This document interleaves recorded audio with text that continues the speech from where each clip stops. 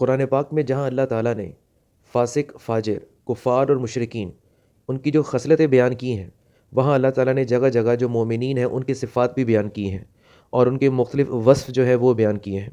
بہت ساری جگہ ایسی ہیں قرآن پاک میں کہ جہاں ہمیں مومنین کا ذکر ملتا ہے۔ انہی جگہوں میں سے سورۃ المؤمنون کی پہلی 11 آیات بہت زیادہ اہمیت کی حامل ہیں۔ ان آیات میں اللہ تعالیٰ نے مومنین کے 6 جو ہے وہ وصف بیان کیے ہیں۔ اگر کوئی مسلمان یہ جاننا چاہتا ہے کہ اس کے ایمان کا لیول کیا ہے، اور اگر یہ جاننا چاہتا ہے کہ کیا وہ مومن ہے بھی کہ نہیں، تو وہ ان 11 آیات کا مطالعہ کرے تو اس کو اندازہ ہو جاتا ہے کہ اس کا ایمان جو ہے وہ کتنا پانی میں ہے، اس کا ایمان جو ہے وہ کتنا مضبوط ہے۔ تو میں یوں کہتا ہوں کہ پہلی جو 11 آیات ہے سورۃ المؤمنون کی، یہ ایک آئینے کا کام کرتی ہیں کہ جس طرح ایک شخص آئینے کے سامنے کھڑا ہے اور اس کو اپنا عکس نظر آتا ہے، تو اسی طرح جو بھی شخص یہ دعویٰ کرتا ہے مسلمان ہونے کا، اللہ پر ایمان لانے کا اور حضرت محمد صلی اللہ علیہ وسلم پر ایمان لانے کا، شریعت پر ایمان لانے کا، تو وہ ان 11 آیات میں اپنے آپ کو جج کر سکتا ہے۔ اب یوں کہہ لیں کہ یہ جو 11 آیات ہے سورۃ المؤمنون کی، یہ ایک مومن کے لیے، ایک مسلمان کے لیے اس کا ایک سیلف اسیسمنٹ ہے۔ اب جو یہ 6 وصف ہیں ان کو ہم ایک ایک کر کے دیکھتے ہیں۔ اس کی جو پہلی آیت ہے وہ بڑی ہی خوبصورت ہے، قد افلح المؤمنون، یقیناً ایمان والوں نے فلاح حاصل کر لی۔ اب اللہ تعالیٰ نے پہلی بات تو یہ کہہ دی کہ جو ایمان والے ہیں وہ کامیاب ہیں، وہی فلاح پائیں گے، لیکن آگے ان کی جو صفات ہے ان کا ذکر ہو رہا ہے کہ آخر وہ کون سے جو ہے ایسے مومن کہ جن کے اندر یہ فلاں فلاں صفات ہوں گی تو وہ فلاح پائیں گے۔ اس میں جو سب سے ٹاپ پرائر چیز ہے وہ دوسری ہی آیت میں اللہ تعالیٰ نے بیان کر دی ہے، الذین هم فی صلاتہم خاشعون، کہ جو اپنی نماز میں خشوع کرتے ہیں، جو اپنی نماز میں خشوع خضوع سے کام لیتے ہیں، جو اللہ تعالیٰ سے گر گڑا کر مانگتے ہیں، جن کی نمازوں میں ایک جو ہے ایک روحانیت پائی جاتی ہے۔ اسی طرح اللہ تعالیٰ نے نماز کا ذکر کرتے ہوئے 9ویں آیت میں بیان کر دیا ہے، والذین هم علی صلواتہم یحافظون، کہ کامیاب ہوگے وہ لوگ، کامیاب ہوگے وہ مومن جو اپنی نمازوں کی حفاظت کرتے ہیں، یعنی کہ انہیں ضائع ہونے نہیں دیتے۔ اب اس میں 2 باتیں جو ہے وہ آپ کے سامنے آتی ہیں، ایک تو خشوع خضوع اس کا ہونا ضروری ہے، اور دوسرا نمازوں کی حفاظت اس کا ہونا ضروری ہے۔ اب حفاظت جو ہے وہ مختلف طرح کی ہوتی ہے، ایک تو 5 وقت نماز پڑھنی ہے کہ کسی بھی دن کوئی نماز رہ نہ جائے، اور دوسری حفاظت جو ہوتی ہے وہ یہ ہوتی ہے کہ اس نماز کو وقت پر پڑھنا ہے، اور تیسری جو چیز حفاظت میں شامل ہوتی ہے وہ یہ ہوتی ہے کہ اس نماز کو جماعت کے ساتھ پڑھنا ہے۔ تو اس سے ایک بات اور ثابت ہوتی ہے کہ قرآن پاک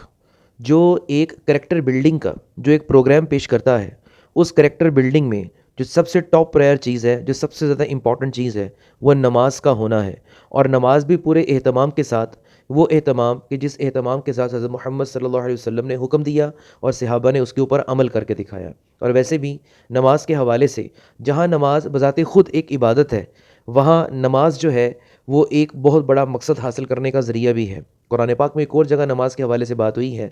ان الصلاۃ تنہی عن الفحشاء والمنکر، کہ بے شک نماز جو ہے وہ انسان کو برائی اور بے حیائی سے روکتی ہے۔ تو اس کا مطلب کہ مومن جو ہوتا ہے وہ نماز کو صرف ایک فزیکل ایکسرسائز کے طور پر نہیں لیتا، اس کو صرف اور صرف ایک عبادت کے طور پر نہیں لیتا، بلکہ وہ اس نماز کے ذریعے اپنی ایک کریکٹر بلڈنگ اور تزکیہ نفس بھی کر رہا ہوتا ہے۔ اس نماز کے ذریعے وہ اپنے اعمال کو درست بھی کر رہا ہوتا ہے، اپنی ڈائریکشن کو درست بھی کر رہا ہوتا ہے، تاکہ وہ ہر طرح کے گناہوں سے بچ سکے، کیونکہ نماز جو ہے وہ انسان کے اندر ایک حیا پیدا کرتی ہے، جس وجہ سے وہ گناہوں سے بچتا ہے اور فحاشی سے بچتا ہے اس نماز کو اختیار کر کے۔ تو دس از دا فرسٹ پوائنٹ کہ جو اس میں بتایا گیا ہے ایک مومن کے حوالے سے۔ اور دوسرا وصف جو آتا ہے وہ آتا ہے والذین هم عن اللغو معرضون، کہ مومن تو وہ ہے جو بیکار اور بے مقصد باتوں سے پرہیز کرتا ہے، جو بیکار اور بے مقصد باتوں سے وہ اجتناب کرتا ہے۔ اب یہ چیز جو ہے یہ تو ہمارے معاشرے میں آج بہت کامن ہو چکی ہے کہ بے شک مسلمان نماز تو پڑھتا ہے، لیکن وہ اپنا بہت سارا وقت فضول باتوں میں گزار رہا ہوتا ہے۔ وقت کی بہت بڑی قدر ہے، وقت کی بہت بڑی قیمت ہے۔ سورۃ العصر جو ہے وہ اسی چیز کے اوپر ہے، والعصر، کہ زمانے کی قسم، وقت کی قسم، یعنی کہ اللہ تعالیٰ جو قسم کھا رہا ہے وقت کی، اٹ مینس دیٹ کہ وقت ایک بہت انتہائی اہم چیز ہے، کیونکہ وقت ایک دفعہ چلا گیا وہ کبھی بھی واپس نہیں آتا۔ تو مومن کی جو دوسرا وصف ہے، یا مومن کی جو دوسری خوبی ہے وہ یہی ہوتی ہے کہ وہ اپنے ہر لمحے کو مفید بنا رہا ہوتا ہے، اپنے ہر لمحے کو بامقصد بنا رہا ہوتا ہے، اور اپنے ہر لمحے کو نتیجہ خیز بنا رہا ہوتا ہے۔ تو مومن کا یہ اگلا وصف جو ہے وہ بیان کیا گیا ہے۔ تیسرا وصف اور تیسری جو ٹریٹ بیان ہوئی ہے مومن کی وہ یہ ہے، والذین هم للزکاۃ فاعلون، اور وہ لوگ جو زکوٰۃ پر عمل کرتے رہتے ہیں۔ یہاں جو فاعلون کا مفہوم ہے وہ یہ ہے کہ وہ مسلسل کوشاں رہتے ہیں، مسلسل کاربند رہتے ہیں اللہ کی راہ میں دینے کو، جو اوبلیگیٹری چیریٹی ہے وہ بھی دیتے ہیں اور جو آپشنل چیریٹی ہے وہ بھی دیتے ہیں۔ اور ویسے بھی اللہ کی راہ میں جو مال دینا ہے دراصل یہ بھی ایک تزکیہ نفس کا ذریعہ بنتا ہے، کیونکہ مال سے انسان کو بڑی محبت ہوتی ہے، اور جب یہ محبت بری چیز جو اللہ کی راہ میں دیتا ہے تو اس سے اس کا تزکیہ ہوتا رہتا ہے، اس کے نفس کا تزکیہ ہوتا رہتا ہے، اور تزکیہ نفس جو ہے یہ بیسیکلی ایک جہاد بھی نفس کی بہت بڑی جو ہے ایک علامت ہے۔ اور چوتھی چیز وہ ہے جس کی بہراوری ہمارے معاشرے میں آج کل عام ہوتی جا رہی ہے، اور وہ ہے سیکس ڈسپلن، یعنی کہ والذین هم لفروجہم حافظون، کہ مومن تو وہ لوگ ہیں جو اپنی شرم گاہوں کی حفاظت کرنے والے ہیں۔ یہاں یہ بات میں آپ کو سمجھاتا جاؤں کہ جو شہوت ہے یہ انسانی زندگی کا ایک بہت بڑا خاصہ ہے،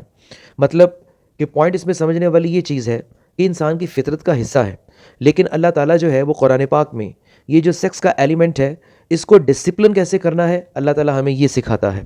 باقی مذاہب کی طرح نہیں، وہ مذاہب جو رہبانیت اختیار کرتے ہیں وہ اس جو ایک فطری عمل ہے اس کو کچلنے کی کوشش کرتے ہیں، ایسا ہرگز نہیں ہے، لیکن اسلام جو ہے یہ اس چیز کا بھرپور اظہار کرنے کا موقع دیتا ہے، لیکن جائز طریقے سے، نہ کہ ناجائز طریقے سے۔ جو سیکس ڈسپلن ہے یہ بھی ایک مومن کی بہت بڑی کوالٹی بنتی ہے کہ وہ ہر لحاظ سے اپنی شرم گاہوں کی حفاظت کرنے والے ہوتے ہیں۔ یہ جو انسان کے اندر جو سیکچول انسٹنکٹ ہے، یعنی کہ جو جنسی جذبہ ہے، یہ فی نفس ہی کوئی بری چیز نہیں ہے، نہ ہی یہ کوئی ایول ہے، بلکہ اس کا جو غلط استعمال ہے در حقیقت وہ برائی ہے۔ اس چیز کی اہمیت کا اندازہ تو ہمیں ایک حدیث سے بھی لگایا جا سکتا ہے کہ آپ صلی اللہ علیہ وسلم نے فرمایا، نکاح میری سنت میں سے ہے، بس جس نے میری سنت پر عمل نہ کیا وہ مجھ سے نہیں ہے۔ اور ساتھ ہی اللہ تعالیٰ نے تنبیہ بھی کر دی ہے آیت نمبر 7 میں، فَمَنِ ابْتَغَىٰ وَرَاءَ ذَٰلِكَ فَأُولَٰئِكَ هُمُ الْعَادُونَ، اور جو اس کے سوا کچھ اور چاہیں گے وہی حد سے تجاوز کرنے والے ہیں۔ اور اگلے دو وصف اللہ تعالیٰ نے ایک ہی آیت میں بیان کر دیے ہیں، تو اس کا تعلق جو ہے ایک مومن کا اپنے معاشرے کے ساتھ بنتا ہے۔ وَالَّذِينَ هُمْ لِأَمَانَاتِهِمْ وَعَهْدِهِمْ رَاعُونَ، تو وہ لوگ فلاح پا گئے، وہ مومن فلاح پا گئے جو اپنی امانتوں اور اپنے عہد و پیمان کی پاسداری کرتے ہیں، یعنی کہ امانت داری اور ایفائے عہد کے معاملات میں وہ ہمیشہ چوکس رہتے ہیں اور ہر ممکن جو ہے اس کو پورا کرنے کی کوشش کرتے ہیں۔ تو یہ وہ اساسات اور بنیادیں ہیں جن پر انسانی شخصیت کی تعمیر ہوتی ہے، یہ وہ بنیادیں ہیں جو اللہ تعالیٰ نے اپنے ماننے والوں کے لیے پسند کی ہیں۔ اسی سے تعمیر ذات اسی سے منسلک ہے، تعمیر سیرت اسی سے منسلک ہے، اور تعمیر کردار بھی اسی سے منسلک ہے۔ تو یہ آپ کہہ سکتے ہیں کہ ایک مومن کے ذات کے یہ کارنر سٹونز ہیں جو 6 وصف اللہ تعالیٰ نے ان پہلی 11 آیات کے اندر بیان کر دی ہیں، اور اس کا نتیجہ جو ہے وہ بھی کیا نکلتا ہے؟ نتیجہ جو ہے وہ کیا ہے؟ اولئک هم الوارثون الذین یرثون الفردوس ہم فیہا خالدون، کہ یہی وہ لوگ ہیں جو جنتوں کے وارث ہیں، یہی وہ لوگ ہیں جو فردوس کے وارث ہیں، اور فردوس جو ہے جنت کا بہت بڑا مقام ہے، ہم فیہا خالدون، جس میں وہ ہمیشہ ہمیشہ رہیں گے۔ یہی وہ کردار تھا کہ جو صحابیوں کا کردار تھا، جو ہمارے لیے رول ماڈل تھے، جو کہ ابھی بھی ہیں۔ اسی وجہ سے حضرت محمد صلی اللہ علیہ وسلم نے فرمایا کہ یہ جو صحابی ہیں یہ ستاروں کی مانند ہے، یعنی کہ ستاروں کی مانند سے مراد یہ ہمارے لیے رول ماڈل ہے کہ جن کے اندر یہ سارے وصف جو تھے وہ موجود تھے۔